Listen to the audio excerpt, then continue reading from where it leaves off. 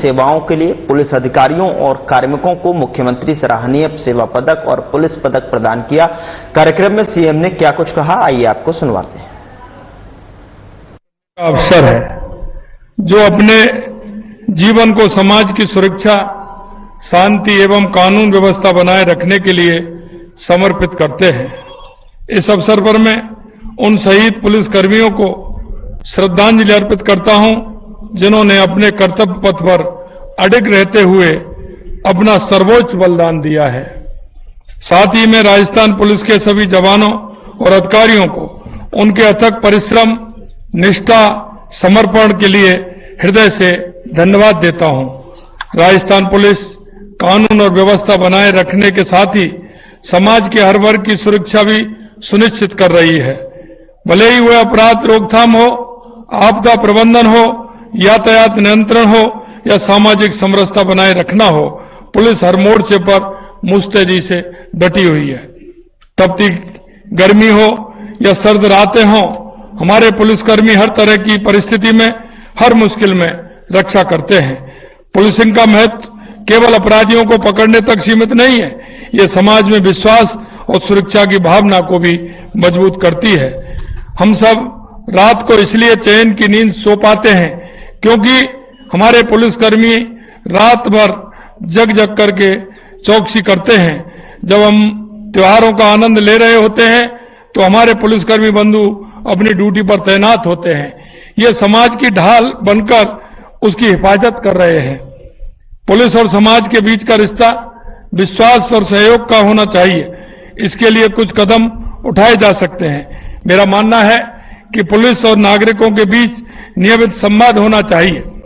सामुदायिक पुलिसिंग कार्यक्रम जैसे गांव और मोहल्लों में बैठकों का आयोजन लोगों को पुलिस के कार्यों को समझने में मदद करेगा और हम जितना संपर्क हमारा आमजन में रहेगा, अपराधियों में भी उतनी लगाम लगेगी, क्योंकि हमारे संपर्क के माध्यम से कई बातें हमारे पास आती हैं, उनमें बहुत बड़ी मदद हमको मिलती है। पुलिस को स्कूलों, कॉलेजों और सामुदायिक केंद्रों में जाकर कानून और सुरक्षा के प्रति जागरूकता फैलाना चाहिए। इससे युवाओं में पुलिस के प्रति सकारात्मक दृष्टिकोण बनेगा। पुलिस को अपनी कार्यप्रणाली में पारदर्शिता लानी चाहिए। शिकायतों का तुरंत निपटारा और तकनीक का उपयोग जैसे ऑनलाइन एफआईआर और हेल्पलाइन आपसी विश्वास को मजबूत करेंगे। पुलिसकर्मियों को संवेदनशीलता और मानवाधिकारों का प्रशिक्षण देना चाहिए ताकि वे आम लोगों के साथ अधिक सहानुभूति व सम्मान के साथ व्यवहार करें। समाज को भी पुलिस के साथ कदम से कदम मिलाकर चलना होगा। हमें अपराधों की सूचना देने, नियमों का पालन करने, पुलिस के प्रयासों को सराहना करने में सक्रिय भूमिका निभानी चाहिए। हमारी सरकार भी पुलिस कर्मियों के हित में कदम उठा रही है। उन्हें बेहतर सुविधाएं उपलब्ध करवाने का प्रयास कर रही है ताकि कार्य के दौरान आने वाली चुनौतियों के लिए उन्हें अधिक सक्षम बनाया जा सके। आज इसी कार्यक्रम में पुलिसकर्मियों को कुछ दी जाने वाली सुविधाएं हेतु भी मैं कहना चाहूंगा, उनकी भी मैं घोषणा करना मुझे प्रसन्नता हो रही है कि मैं कांस्टेबल से सहायक उपनिरीक्षक स्तर के कर्मियों को बढ़ती भत्ते के जो 7,000 रुपये से बढ़ा करके 8,000 रुपये करने की घोषणा करता हूं।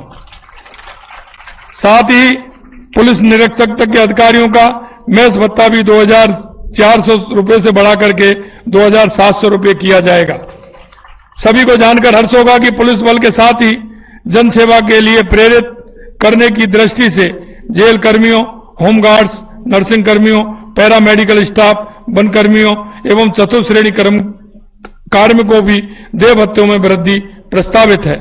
वर्तमान में राजस्थान पुलिस के कांस्टेबलों से पुलिस निरीक्षक स्तर तक के कार्मिकों को राजस्थान रोडवेज की एक्सप्रेस श्रेणी की बसों में निःशुल्क यात्रा सुविधा उपलब्ध है। मैं घोषणा करता हूं कि इन पुलिस कर्मियों को एक्सप्रेस श्रेणी की बसों के अतिरिक्त सेमी डीलक्स बसों में भी निःशुल्क यात्रा की सुविधा उपलब्ध कराई जाएगी। पुलिस कर्मियों के समय पर पदोन्नति सुनिश्चित करने के लिए हमारी सरकार सभी आवश्यक कदम उठाएगी, जिससे हमारे पुलिसकर्मियों का मनोबल ऊंचा रहे तथा वे अच्छे से अपने कर्तव्य का निर्वहन कर सके। क्योंकि आप हमारे परिवार के सदस्य हो, इसका ध्यान रखना हमारा भी कर्तव्य है। और इसलिए मैं कहना चाहता हूं, आपकी जो परेशानी है वो हमारी परेशानी है। निश्चित रूप से आपकी हर परेशानी को ध्यान में रखते हुए हमारी सरकार पूर्ण रूप से काम करेगी। मैं ये भी कहना चाहता हूं कि उन पुलिस अधिकारी या कर्मचारी जो अच्छा काम करते हैं उनके लिए भी हमने प्रावधान करने जा रहे हैं कि अच्छे काम करने वालों को और प्रोत्साहित कैसे किया जाए जिससे उनको मनोबल के साथ काम कर सकते हैं। राजस्थान सरकार ने पिछले करीब 1.25 साल में पुलिस कर्मियों के कल्याण और प्रभावी पुलिसिंग के लिए अनेक पहल की है। पुलिस आधुनिकीकरण एवं संबंधित आधारभूत संरचना के लिए 200 करोड़ रुपए का police modernisation and infrastructure fund गठित किया जाएगा। प्रदेश में कानून व्यवस्था को और अधिक सुदृढ़ करने की दृष्टि से पुलिस में 10,000 पदों पर भर्ती की स्वीकृति प्रदान कर दी गई है। प्रदेश में कानून व्यवस्था की स्थिति सुधारने एवं अपराधों पर अंकुश लगाने की दृष्टि से पुलिस में 5,500 नए पदों का सृजन किया गया है। इस वर्ष भी 3,500 नए पद सृजित किए जाने प्रस्तावित हैं। पद्मिनी, कालीबाई व अमृता देवी महिला पुलिस बटालियनों की स्थापना हेतु पदों की प्रशासनिक एवं वित्तीय स्वीकृति जारी कर दी गई है। 500 कालिका पेट्रोलिंग टीम के गठन हेतु प्रथम चरण में 1,000 कांस्टेबल के नवीन पदों के सृजन की प्रशासनिक एवं वित्तीय स्वीकृति भी जारी कर दी गई है। पुलिस की नई इकाइयां हेतु 250 लांगरी पदों का सृजन किया गया है। साथ ही पुलिस विभाग एवं कारागार विभाग में कार्यरत लांगरियों के मानदेय में 10% की वृद्धि भी की गई है। पुलिस मुख्यालय से पुलिस को और अधिक प्रभावी एवं कार्यदक्ष बनाने हेतु करीब 60 करोड़ रुपए के वित्तीय प्रशासनिक स्वीकृति जारी कर दी गई है। पुलिस मोबिलिटी हेतु लगभग 750 मोटरसाइकिल एवं 500 हल्के वाहनों का उपलब्ध कराए गए हैं। पुलिस कर्मियों को आधुनिक उपकरण उपलब्ध करवाने के लिए 27 करोड़ रुपए जारी किए जा चुके हैं। पुलिस दूरसंचार प्रशिक्षण का क्रमोन्नयन एवं विस्तार कर राजस्थान पुलिस तकनीकी प्रशिक्षण अकादमी के रूप में स्थापित किए जाने हेतु नवीन पदों के सृजन की प्रशासनिक एवं वित्तीय स्वीकृति जारी की जा चुकी है। 350 करोड़ रुपए की लागत से पुलिस मुख्यालय के अंतर्गत Sardar Patel centre for cyber control room की स्थापना की जाएगी। हमारी सरकार प्रदेश के पुलिस विभाग को सशक्त और आधुनिक बनाने के लिए इसी तरह के नवाचार करती रहेगी। मैं पुनः राजस्थान पुलिस के उन सभी वीर जवानों को सादर नमन करता हूं जिन्होंने कर्तव्य की वेदी पर अपने प्राणों की आहुति दे दी। उनके साहस और बलिदान और सेवा भावना की कोई तुलना नहीं हो सकती। वे हमें ये सिखा गए हैं कि पुलिस की वर्दी सिर्फ एक कपड़ा नहीं बल्कि एक जिम्मेदारी, एक वचन और एक जीवन का अर्थ बन जाती है। आप सभी पुलिसकर्मी हर दिन, हर मौसम, हर चुनौती के बावजूद निरंतर सेवा में जुटे रहते हैं। आप सही मायने में समाज के असली नायक हैं। आप केवल अपराध से ही नहीं लड़ते बल्कि समाज को जोड़ने का काम भी करते हैं।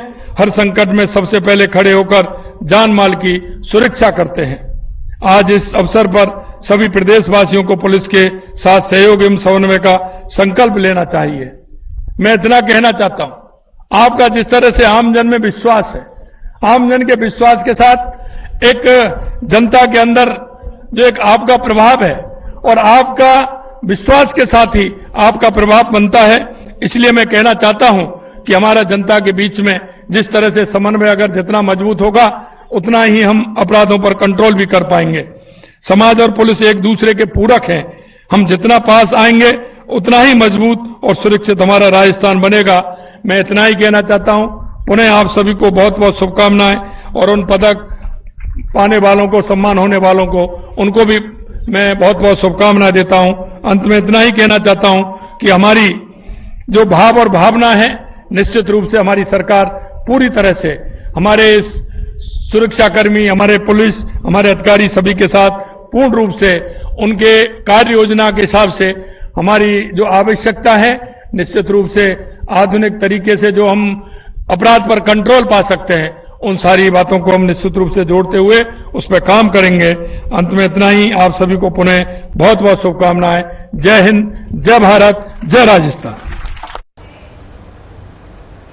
राज्यपाल हरिभाऊ बागड़े ने मंगलवार को बीकानेर स्थित भारतीय कृषि अनुसंधान परिषद के उष्ट्र अनुसंधान केंद्र का अवलोकन किया। राज्यपाल ने यहां के उष्ट्र संग्रहालय का भ्रमण किया और यहां ऊंटों की विविध नस्लों, ऊंटों के बहुआयामी उपयोग, ऐतिहासिक परिप्रेक्ष्य में ऊंटों के योगदान, उस व्यवहार और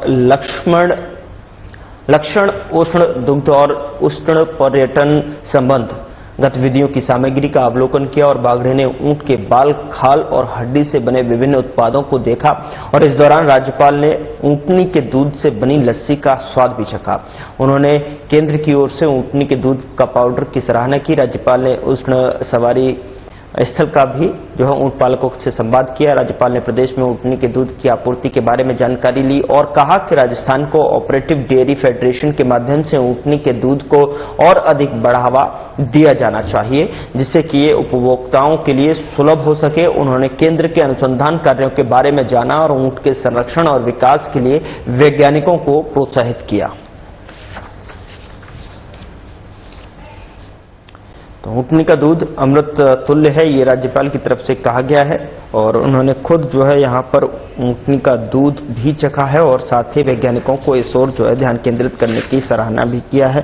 और बता दें कि उपभोक्ताओं के लिए भी सुलभ होगा और उन्होंने केंद्र के अनुसंधान कार्यों के बारे में जानते हुए ऊंट के संरक्षण और विकास के वैज्ञानिकों को प्रोत्साहित भी किया है। साथ ही ऊंटनी के दूध से बनी लस्सी का भी स्वाद चखा और उन्होंने केंद्र की ओर से ऊंटनी के दूध पाउडर की सराहना की। राज्यपाल ने उष्ण सवारी स्थल का भ्रमण किया और ऊंट पालकों से संवाद भी किया है।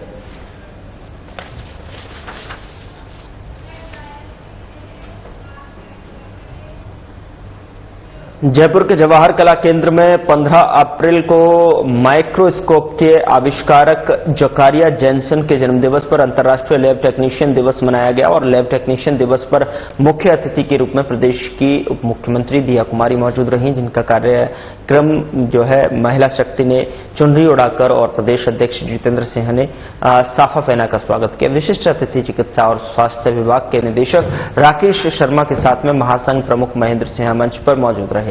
लैब टेक्नीशियन संघ के प्रदेश अध्यक्ष जितेंद्र सिंह ने लैब टेक्नीशियन के संक्रमण भरे कार्य, जिसमें कोरोना, स्वाइन फ्लू और ट्यूबरक्लोसिस और एचआईवी जैसी गंभीर और संक्रामक बीमारियों सहित अत्याधुनिक एचएलए, न्यूरोलॉजी, कार्डियोलॉजी, एनाटॉमी के बढ़ते जांच कार्यभार पर प्रकाश डाला और वहीं उप मुख्यमंत्री दिया कुमारी ने प्रदेश के समस्त लैब टेक्नीशियन को शुभकामनाएं और प्रेषित करते हुए लैब टेक्नीशियन के संक्रमण भरे जांच कार्य, जिसमें कोरोना, स्वाइन फ्लू या फिर विभिन्न जांचों के बीच में गुणवत्तापूर्ण रिपोर्ट की तारीफ की। तो अंतर्राष्ट्रीय लैब टेक्नीशियन दिवस के अवसर पर मुख्यमंत्री दिया कुमारी ने यहां कार्यक्रम में भाग लिया और साथ ही उनका लैब टेक्नीशियन मंच की तरफ से स्वागत किया गया, साफा पहनाया गया और साथ ही आपको बता दें कि जो है यहां पर लैब टेक्नीशियन के प्रदेश के बता दें कि उन्होंने स्वास्थ्य विभाग के निदेशक राकेश शर्मा, साथ ही महासंघ प्रमुख महेंद्र सिंह मंच पर मौजूद रहे। लैब टेक्नीशियन संघ के प्रदेश अध्यक्ष जितेंद्र सिंह ने लैब टेक्नीशियन से भरे संक्रमण भरे कार्य के दौरान जो है जिसमें कोरोना, स्वाइन फ्लू और फ्लू के साथ में ट्यूबरक्लोसिस और एचआईवी जैसी गंभीर संक्रामक बीमारियों सहित आधुनिक एचएलए, न्यूरोलॉजी, कार्डियोलॉजी, एनाटॉमी के बढ़ते जांच कार्यभार का भी प्रकाश डाला।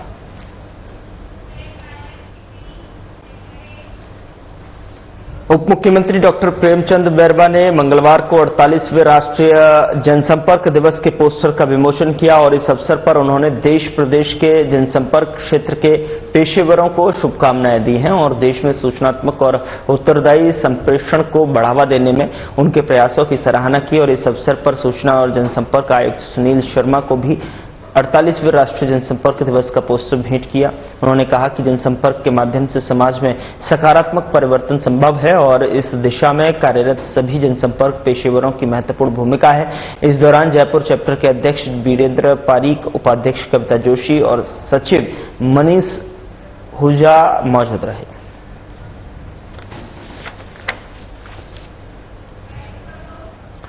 जनसंपर्क दिवस के पोस्टर का विमोचन किया गया है, जिसकी छायाचित्र आपके टेलीविजन स्क्रीन पर है। उप मुख्यमंत्री प्रेमचंद ने विमोचन किया है और जनसंपर्क आयुक्त को ये पोस्टर भी भेंट किया है। बता दें कि 48वें राष्ट्रीय जनसंपर्क दिवस का पोस्टर ये भेंट किया गया है और ये उन्होंने कहा कि जनसंपर्क के माध्यम से समाज में सकारात्मक परिवर्तन संभव है और इस दिशा में कार्यरत सभी जनसंपर्क पेशेवरों की महत्वपूर्ण भूमिका रही है। 48वें राष्ट्रीय जनसंपर्क दिवस के पोस्टर विमोचन की छायाचित्र आप देख रहे हैं, जहां पर देश विदेश के जनसंपर्क क्षेत्र के पेशेवरों को शुभकामनाएं दी। देश में सूचनात्मक उत्तरदायी संप्रेषण को बढ़ावा देने के उनके प्रयासों की सराहना भी की गई है। तो जनसंपर्क दिवस के पोस्टर का विमोचन हुआ है, जिसकी तस्वीर देख पा रहे हैं आप। उप मुख्यमंत्री प्रेमचंद ने इसका विमोचन भी किया है और साथ ही बता दें कि इस अवसर पर 48वें राष्ट्रीय जनसंपर्क दिवस का पोस्टर भेंट भी किया है। जनसंपर्क के माध्यम से समाज में सकारात्मक परिवर्तन भी संभव है।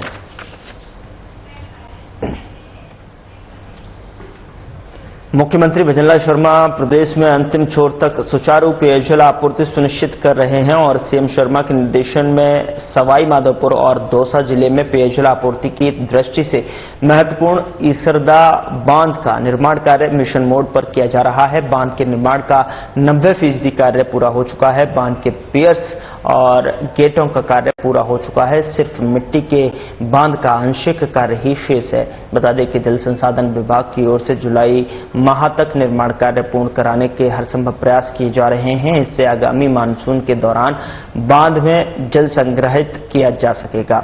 इसके बाद दौसा के 1079 ग्राम में 5 शहरों सवाई माधोपुर के बौली शहर 177 ग्रामों में एक शहर में पेयजल की सुचारू आपूर्ति हो सकेगी। यह परियोजना जल संकट समाधान के साथ साथ बीसलपुर बांध के अधिशेष पानी और बनास नदी के बारिश के जल का कुशल प्रबंधन भी सुनिश्चित करेगी।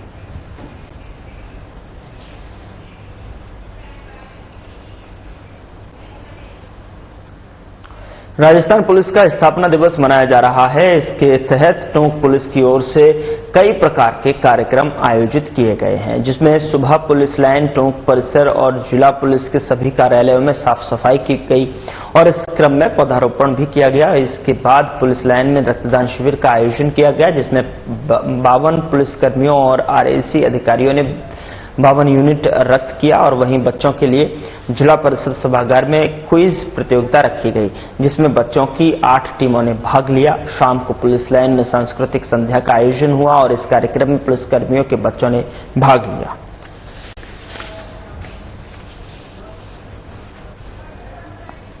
तो 52 यूनिट रक्त एकत्रित किया गया।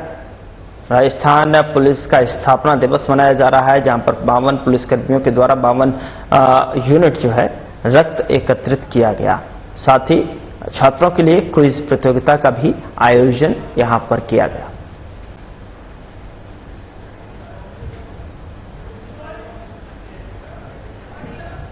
राजस्थान पुलिस का 76वां स्थापना दिवस है। इसी में 2 दिन के कई सारे प्रोग्राम्स जो है वो ऑर्गेनाइज कराए जा रहे हैं। सुबह जैसे कि स्वच्छता कार्यक्रम सब थानों में, पुलिस थाने परिसरों में, पुलिस लाइन में आयोजित किया गया। उसके बाद वृक्षारोपण का प्रोग्राम ऑर्गेनाइज किया गया। तत्पश्चात पुलिस लाइन परिसर में ही ब्लड डोनेशन कैंप जो है वो ऑर्गेनाइज कराया गया, जिसमें 50 से अधिक पुलिसजन है उन्होंने ब्लड डोनेट किया।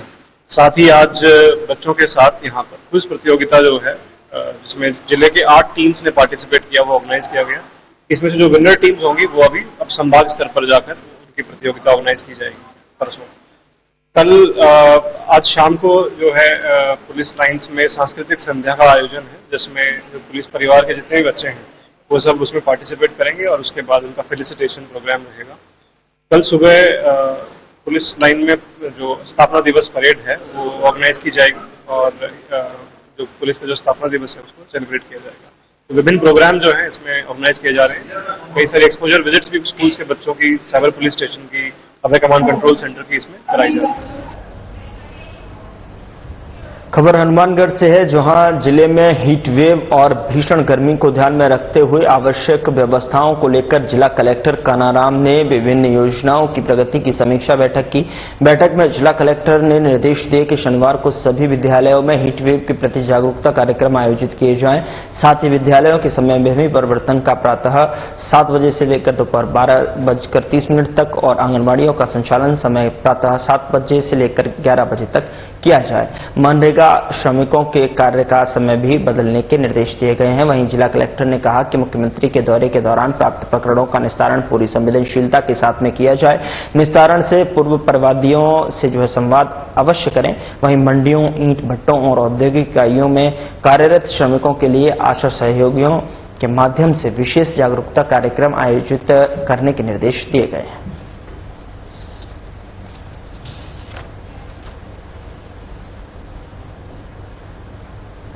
राष्ट्रीय पोषण अभियान अंतर्गत आयोजित पोषण पखवाड़ा ब्लॉक स्तरीय कार्यक्रम ग्रामीण उद्यमशाला बिजौलिन में तहसीलदार उत्तम चंद बंसल के मुख्य आतिथ्य में आयोजित किया गया। पोषण पखवाड़ा पोषण में सुधार के लिए समर्पित पखवाड़ा है। पोषण पखवाड़ा 8 अप्रैल से शुरू होकर 22 अप्रैल 2025 तक जारी रहेगा। पोषण पखवाड़ा 2025 के दौरान गर्भवती और स्तनपान कराने वाली माताओं के लिए उचित पोषण के महत्व पर जोर देना, स्वस्थ खाने की आदतों को बढ़ावा देना और बच्चों में कुपोषण को दूर करना और आयरन की कमी और इसके परिणामों के बारे में जागरूकता बढ़ाना, युवा बच्चों के समग्र विकास को बढ़ावा देने के संबंधी बिंदुओं पर मुख्य फोकस रहेगा। कार्यक्रम में एक छोटी बच्ची के पहले जन्मदिन के उपलक्ष्य में बेटी जन्मोत्सव का उत्सव मनाया गया और इसके अतिरिक्त शिशुओं को ठोस आहार की शुरुआत का जश्न मनाने वाला एक पारंपरिक समारोह अन्न प्राशन भी मनाया गया है। आपको बता दें, कार्यक्रम में प्रतिभागियों की रचनात्मक कुपोषण पखवाड़ा और पौष्टिक व्यंजनों में विषयों पर बनाई गई जीवंत रंगोली डिजाइनों और सूचनात्मक पोस्टरों के माध्यम से प्रदर्शित और प्रदर्शित किया गया है।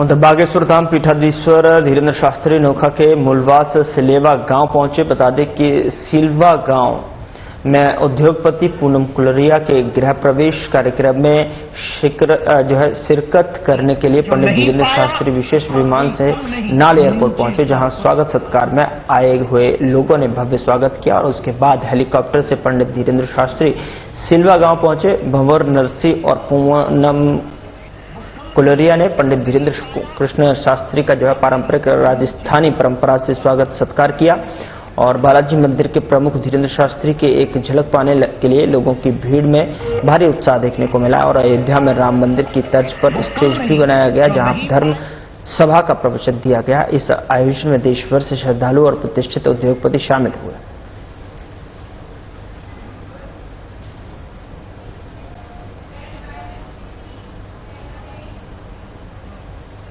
पूर्व मंत्री डॉक्टर रोहिताश शर्मा ने प्रेस वार्ता में बानसूर क्षेत्र में बढ़ते भ्रष्टाचार, प्रशासनिक शिथिलता को लेकर तीखा हमला बोला। उन्होंने आरोप लगाया कि क्षेत्र के हर विभाग में बिना लेन देन के कोई काम नहीं होता है। डॉक्टर शर्मा ने कहा कि सड़कों का नवीनीकरण सामान्य प्रक्रिया है, विकास कार्यों की गति ठप है और मौजूदा प्रतिनिधि कोई नई पहल नहीं कर पाए हैं। उन्होंने गिरधारी दास बाबा मेले की जमीन के आवंटन और बंद किए गए बस स्टैंड को लेकर अपनी सरकार के प्रयासों का उल्लेख किया। डॉक्टर रोहिताश शर्मा ने प्रॉपर्टी डीलरों के दबाव में कॉलोनियों की स्वीकृति में भ्रष्टाचार और बिजली बोर्ड में करोड़ों के घोटाले का भी खुलासा किया। उन्होंने कहा कि एजेंटों के जरिए आमजन से वसूली की जा रही है, सरपंचों की फाइलें दबाई जा रही हैं और लोगों को डराया धमकाया जा रहा है। उन्होंने मौजूदा हालात को चिंताजनक बताते हुए प्रशासनिक जवाबदेही की मांग की है। जरूर होगा कि कृष्ण जी ने भी कहा यदा यदा धर्मस्य ग्लानि वाला जो श्लोक है कि कोई ना कोई अब पैदा होने वाला है जो इस नादरशाही को खत्म करेगा और देश में जो महात्मा गांधी के सपने थे, डॉक्टर अंबेडकर के सपने थे, वो साकार होंगे। फिलहाल बुलेटिन में इतना ही। नमस्कार।